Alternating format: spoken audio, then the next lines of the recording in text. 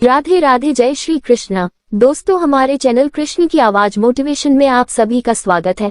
मित्रों, एक बार माता पार्वती भगवान शिव से कहती है, प्रभु, जब भी मेरी नजर नृत्य लोक पर पड़ती है तो मैं कुछ न कुछ ऐसा देखती हूँ कि मेरा मन विचलित हो जाता है और मेरे मन में कुछ प्रश्न उठते हैं जिनका उत्तर जानने के लिए मैं उत्साहित होती हूँ। आज भी मैंने कुछ ऐसा देखा जिसकी वजह से 3 प्रश्न मेरे मन को विचलित किए हुए हैं। अतः आप मुझे मेरे तीनों प्रश्नों का उत्तर देकर के मेरे मन को संतुष्ट कीजिए। भगवान शिव कहते हैं, हे पार्वती, ठीक है, तुम अपने तीनों प्रश्न बताओ, मैं उत्तर देकर के तुम्हारे मन को संतुष्ट करने का पूरा प्रयास करूंगा। तो माता पार्वती कहती है, प्रभु, मेरा पहला प्रश्न है, कौन सी स्त्री ससुराल में जाते ही मालकिन बनकर रहती है? मेरा दूसरा प्रश्न है, कौन सी स्त्री का बच्चा गर्भ में खंडित हो जाता है?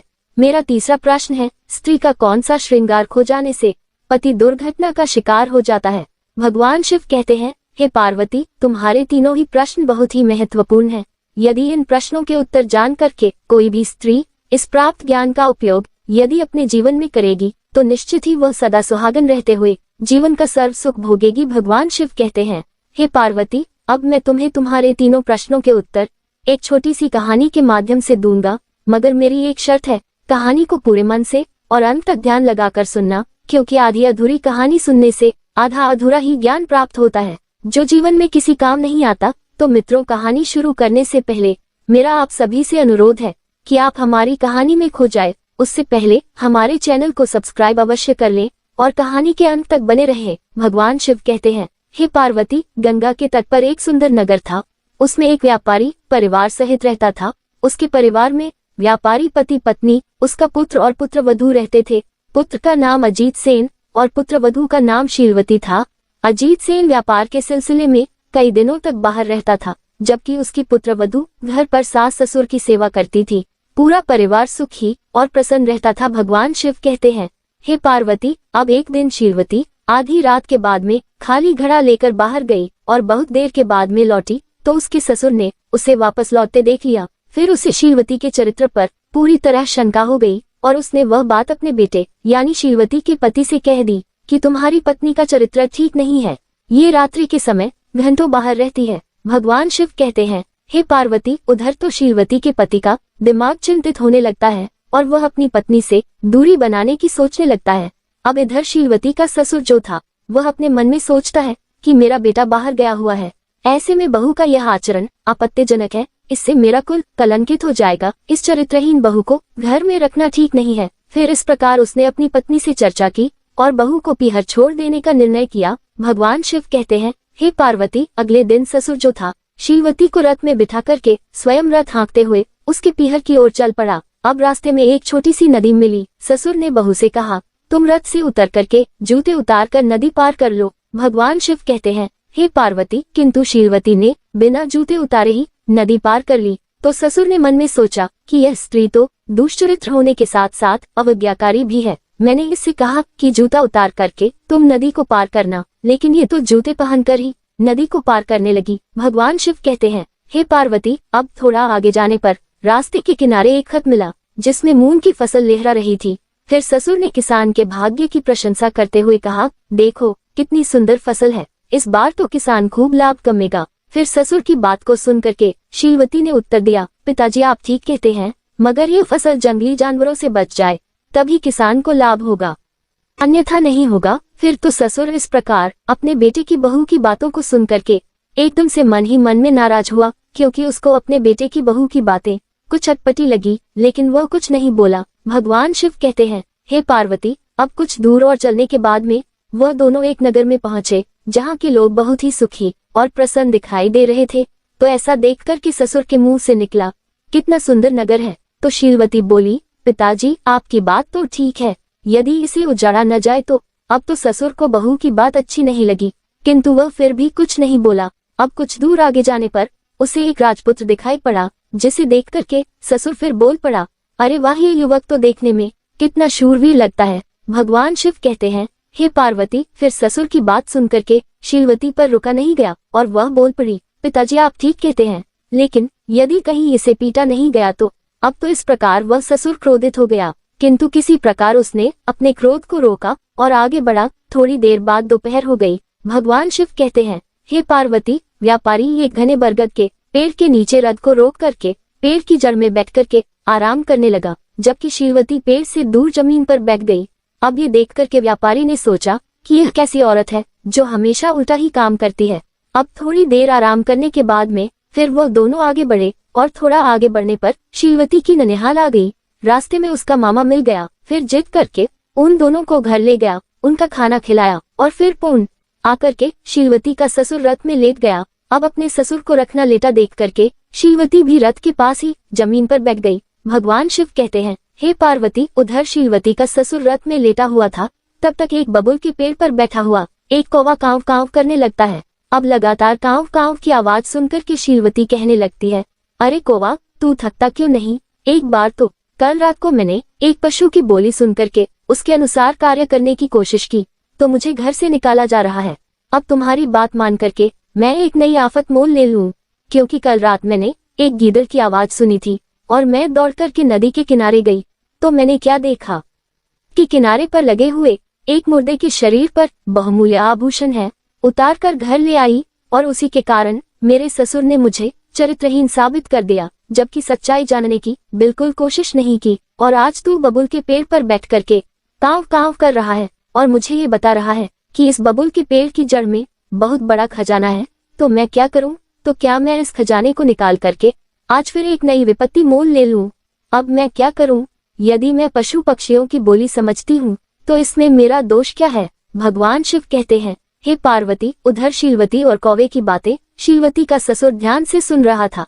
अब तो शीलवती का ससुर शीलवती की बात को सुन करके आश्चर्यचकित हो गया। फिर उसने बबुल की जड़ में खुदाई करके देखा तो उसे सचमुच खजाना मिल गया। अब तो वह ससुर बहुत ही प्रसन्न हुआ और बहू की बड़ाई करने लगा और उसे मायके न ले जाकर के वापस अपने घर की ओर चल पड़ा। भगवान शिव कहते हैं, हे पार्वती, अब रास्ते में ससुर ने पूछा कि तुम बरगद की छाया में क्यों नहीं बैठी?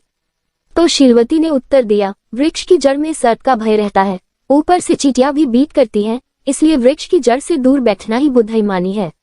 फिर तो ससुर बहू का उत्तर सुनकर के प्रसन्न हो गया। भगवान शिव कहते हैं, हे पार्वती, फिर ससुर ने शूरवीर राजपूत के विषय में पूछा तो शीलवती ने उत्तर दिया कि पिताजी, वास्तविक शूरवीर वही होता है जो प्रथम प्रहर करता है। अब आगे इसी प्रकार खुशहाल नगर के बारे में भी उसने पूछा तो शीलवती ने उत्तर दिया कि जिस नगर के लोग आगंतुक अतिथियों का स्वागत नहीं करते वो वास्तव में आदर्श और खुशहाल नगर नहीं होता। भगवान शिव कहते हैं, हे पार्वती, अब अंत में ससुर ने जूता पहने नदी पार करने का कारण पूछा। इसके जवाब में शीलवती ने कहा, पिताजी, नदी में विषैला जीव जंतुओं का भय होता है।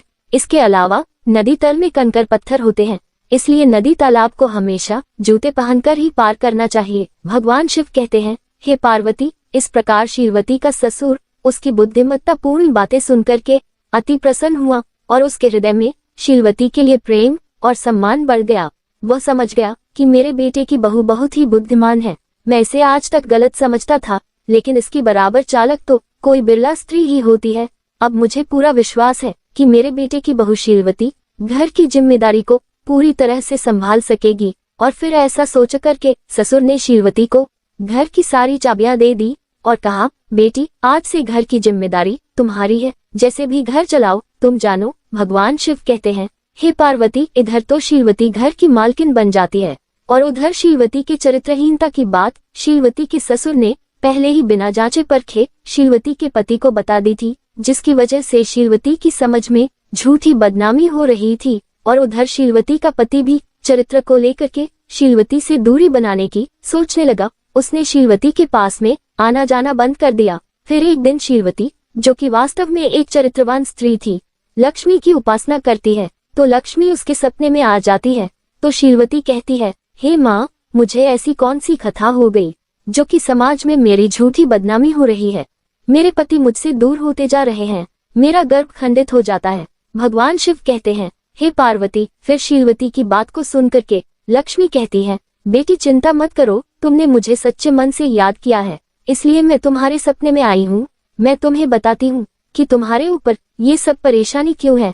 अब तुम अपने पैरों पर नजर करो, तुम्हारे पैरों की पायल अक्सर खो जाती है और तुम्हारी शादी ऐसे घर में हुई है जहाँ धन की कोई कमी नहीं है।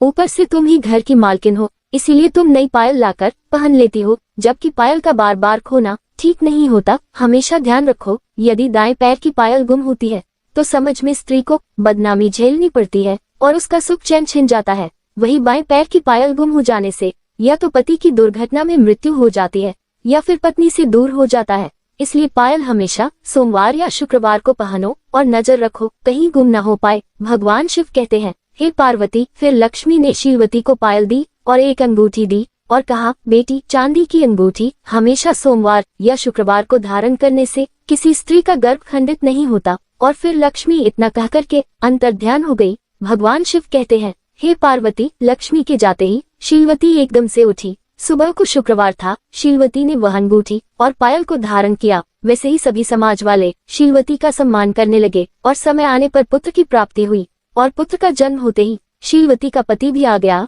रास्ते में आते समय शीलवती के पति के साथ दुर्घटना हो गई, मगर उस पायल के प्रभाव से चोट नहीं लगी, होनी टल गई। और फिर घर आकर के शीलवती के पति ने शीलवती को सीने से लगा लिया।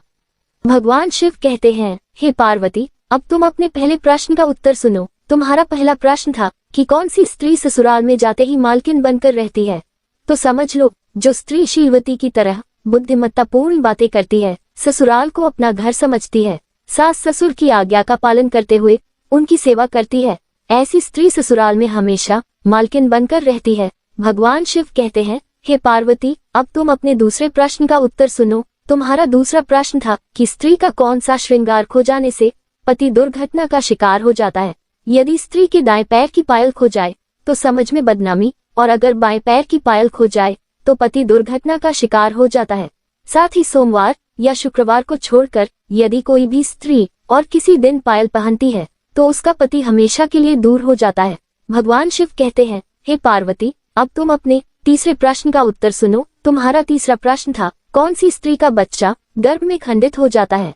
तो समझ लो, जो स्त्री सोमवार या शुक्रवार को छोड़ करके किसी दिन चांदी धारण करती है तो उसके पूर्व जन्म के कर्मों के आधार पर उसका गर्भ खंडित हो जाता है। इसलिए कभी भी यदि चांदी धारण करनी है तो सोमवार या शुक्रवार को ही करनी चाहिए और किसी दिन नहीं करनी चाहिए। तो मित्रों, यदि आपको कहानी पसंद आई हो तो प्लीज आप हमारे चैनल को अभी सब्सक्राइब अवश्य करें और भगवान शिव पार्वती विष्णु लक्ष्मी के लिए एक लाइक करना न भूल। जो भगवान शिव पार्वती भगवान विष्णु माता लक्ष्मी को लाइक करता है उसके जीवन में हमेशा खुशियों की बहार छाई रहती है।